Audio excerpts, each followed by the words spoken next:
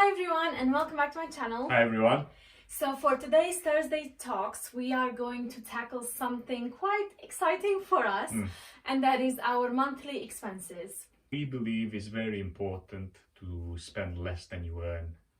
It's everyone says it's all over the place, but we believe that's essential really. If you spend less than you earn, that's then when you can start to build and then invest the surplus and etc. But first of all, you need to know where your expenses go, and that's what we're going to talk about today. Before we go into it, I wanted to quickly tell you a little story. Back in 2019, both Dan and I had a salary increase. So we were basically earning more than before, nothing special happening in our life, and yet our savings account were still looking the same. So basically what happened, we fell into the trap that most people fell into, and that is when you start earning a bit more, you just spoil yourself more and you don't think about investing or saving. It's a lot of us who, it's natural to do that. In order to see where the issue is and what we're doing wrong, I actually went through every single month of 2019 for both of our bank accounts, everything that we had, and I analyzed every single thing that we paid for. And we came to some very interesting revelations. So that's why we thought, let's go through every single thing that we are spending our money on every month. And we're gonna tell you as well where we had issues and how we managed to sort them. Yeah, before we begin, we just want to say that we track our expenses together. So what we earn, we basically have one pot. We don't have Andra's pot and Dan's pot and so on. So that's what works for us. So we track them together really. Okay, so the first one we're going to start with is direct debits. And we've actually separated them into two categories, and we've got essentials, my lovely assistant, and non-essentials. With a lovely handwriting, may I say. I love him no matter what. So our essentials are, we've got Dan's mobile phone, £55, the internet for the home, £35, my mobile phone, £15, council tax, £160, water, £42, and electricity and gas, £120. At essential comes to £427. So that's what we basically have to pay every month. Yeah.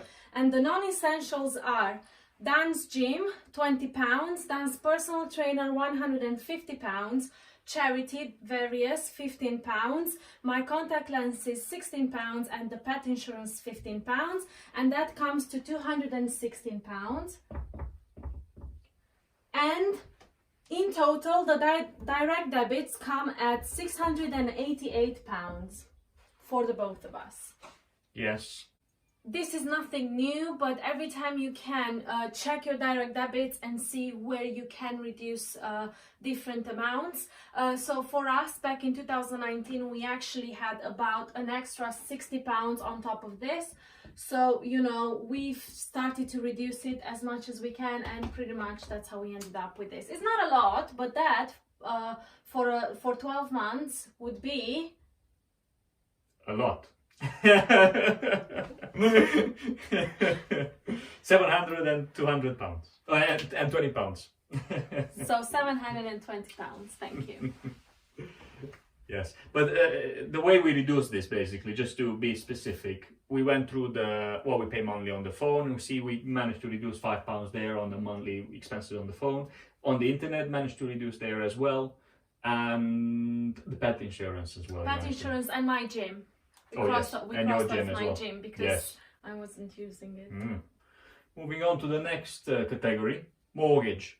Now, we won't go into details of how much we spend on the mortgages. That's highly personal on each individual circumstances.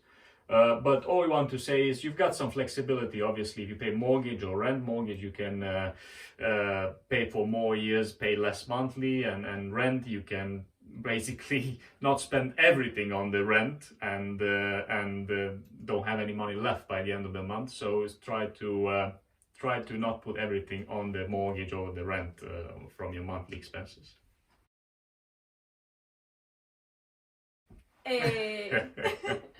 Okay, the next one is debt. And what we mean by that is basically everything else except the mortgage.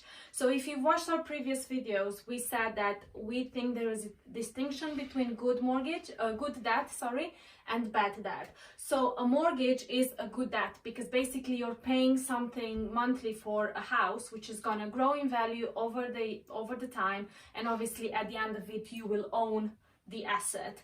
And a bad debt could be a car, for example, or holidays, basically things that you buy for yourself that you have to pay in monthly installments. Now our debt currently is 0%. Oh no, £0.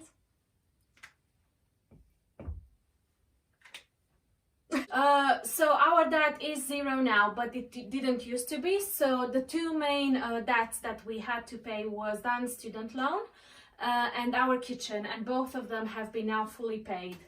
I do want to say I would love to do a separate video on that and why we believe to have 0 or minimum debt is a great strategy for building a very, let's call it, comfortable financial situation. But it's a lot of conversation around it, so we're gonna handle that in a different video. Okay, next thing we want to talk about is food. Now you might notice the next one is eating out, so this is separate to eating out. It's basically groceries, what we buy for groceries. And Andra will talk about it a bit later, but we transferred a lot from eating out into the food. So our monthly expenses for food are around £400. It's basically because of Andra's appetite, really, but other than that, we're fine. I think if we were to split this between the two of us, I would probably have 100 and Dan would probably have 300. And if I weren't cooking, because I do the cooking, Dan would probably have 1,000,000 because he eats a lot. Okay, now the next one, eating out, is a really interesting one. So this is our big issue, really. So remember when I told you I went through every single month to see what's happening? This is what was happening. By eating out, we mean restaurants or takeaways or Starbucks coffees. I miss one.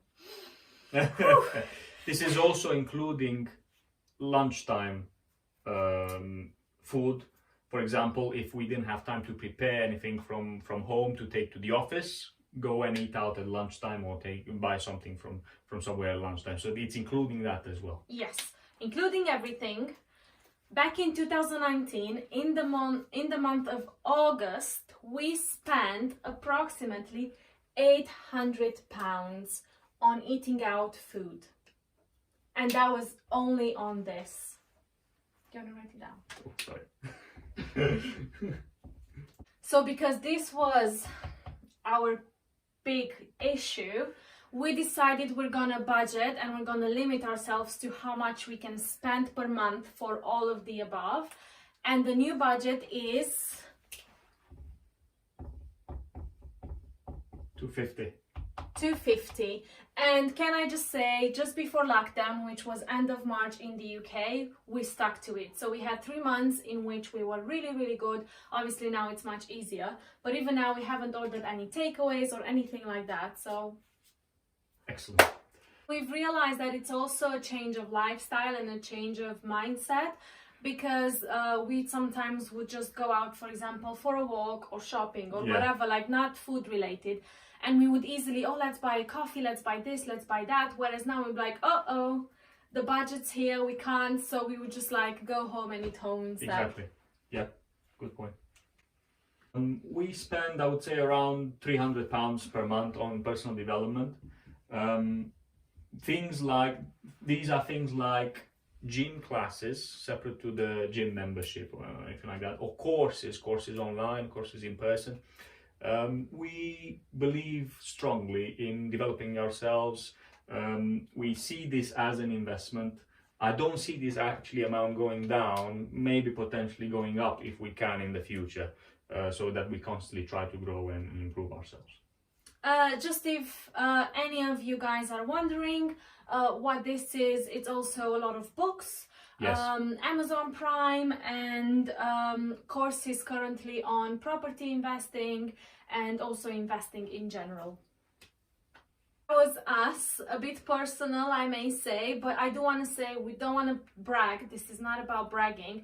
This is about us showing you our actual costs to inspire you to go and check what are your costs. They can be higher or lower, it doesn't matter, but the idea is you have to make sure you live beneath your means. Yes, so feel free to comment, let us know what are your expenses. Drop us a comment, a like, a subscribe, and see you soon. Thank you guys, thanks so much for watching. Bye. Forgot about something. So if you go through your expenses, try and be more careful, not like us.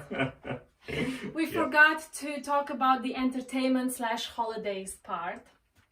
Basically, we forgot to talk about it because we do not have a set amount that we spend every month for it. So we are very flexible. Yeah. Balance is key. There's no certain rules around it. Yeah, for us, entertainment holidays, it's a bit more ad hoc. We won't buy a holiday on a credit card if we cannot afford it. We will simply just see what we can afford at the time, and based on that, we would choose to go someplace and enjoy ourselves. Yeah, we're not going anywhere soon, are No. we?